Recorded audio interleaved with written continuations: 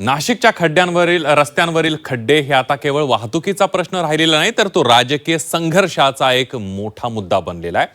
खड्ड्यांमुळे नागरिकांचा जीव गेल्याचा आरोप करत मनसे अध्यक्ष राज ठाकरे यांनी सरकार आणि प्रशासनावर जोरदार निशाणा साधलाय.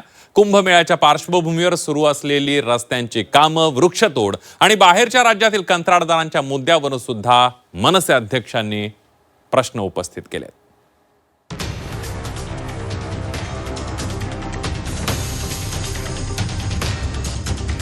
नाशिकच्या खड्ड्यांनी अनेकांचा जीव घेतलाय.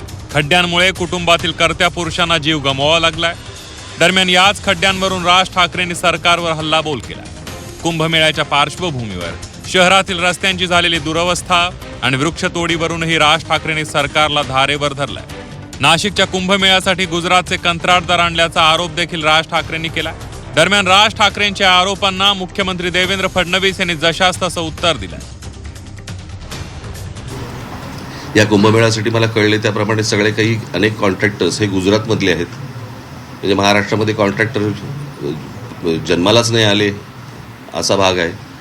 आणि वरून जे आदेश येतील त्याप्रमाणेच फक्त हे कुंभमेळे करायचे. आणि महाराष्ट्रामधल्या एकूणच सगळ्या गोष्टी ह्या वरतून जे आदेश येतील त्याप्रमाणेच जर समजा हाताळायचे असतील तर त्यांना लख लाभू.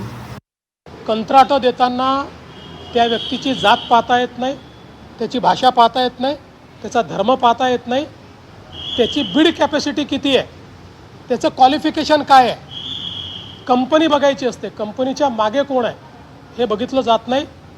मला या गोष्टीचं समाधान आहे की जे काही या ठिकाणी टेंडर दिले गेलेले आहेत हे अतिशय कॉम्पिटिशनने दिले आहेत, ते बिलो दिले गेलेले आहेत आणि 3 प्रकारचे क्वालिटी चेक्स हे त्याच्यावर लावण्यात आलेले आहेत. त्यामुळे क्वालिटी चेक झाल्यानंतरच त्या ठिकाणी पैसा मिळणार आहे.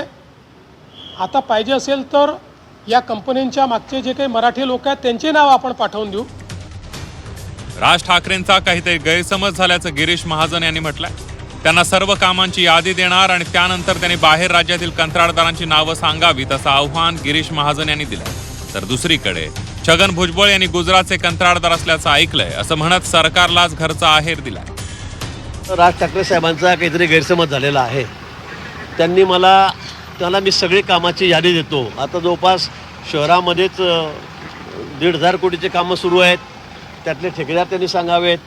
आउटर रिंग रोड सुरू आहे, त्याचे ठेकेदार ठरलेले आहेत, ते सुद्धा मी त्यांची यादी त्यांना देतो, त्यांनी ती बघावी.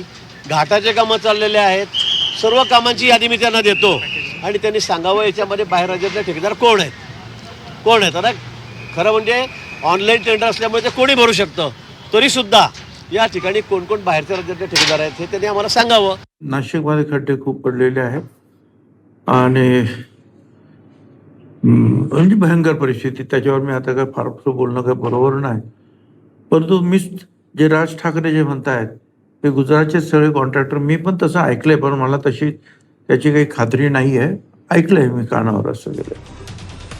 नाशकातील खड्ड्यांवरून मागील काही दिवसांपासून चांगलंच राजकारण तापलंय. खड्ड्यांमुळे लोकांचा जीव गेल्यानंतर प्रशासनाने ते खड्डे बुजवलेत खरे, मात्र 24 तासातच खड्डे जैसे ते झाल्याचं पाहायला मिळालं. याच मुद्द्यावरून राज ठाकरे यांनी पालिका प्रशासनाला सुनावलंय. माणसं मेल्याचं पालिका प्रशासनाला स्वैरसूतक नसल्याचं म्हणत ठाकरेंनी टीकास्त्र डागलंय. संपूर्ण शहरामध्ये खड्डे पडलेले आहेत. काही गाड्या, ट्रक, बिग सगळे खड्ड्यामध्ये गेलेले आहेत. माणसं गेली आहेत त्याच्यामध्ये खास करून. परंतु या प्रशासनाला काही नाही, डिम्म येतं ना. माणसं मेल्याचं गेल्याचं यांना कुठचे काही सोयसूतक नाही आहे. आणि बस आपली त्या सगळ्या भागातनं म्हणजे त्या सगळ्या कामातनं कमिशन कशी मिळतील हाच फक्त एक सगळ्यात महत्त्वाचा भाग आहे. नाशिकच्या खड्ड्यांवरून आता आरोप प्रत्यारोप सुरू झाले. राज ठाकरेंनी गुजरातच्या कंत्राटदारांवरून सरकारवर शरसंधान साधलंय. तसंच कुंभमेळ्याच्या कामांवरूनही त्यांनी प्रशासनाला सुनावलंय. तर दुसरीकडे भाजप नेत्यांनी देखील राज ठाकरेंच्या आरोपांना उत्तर देत त्यांना प्रति आव्हान दिलंय. योगेश खरे, झी 24 तास, नाशिक.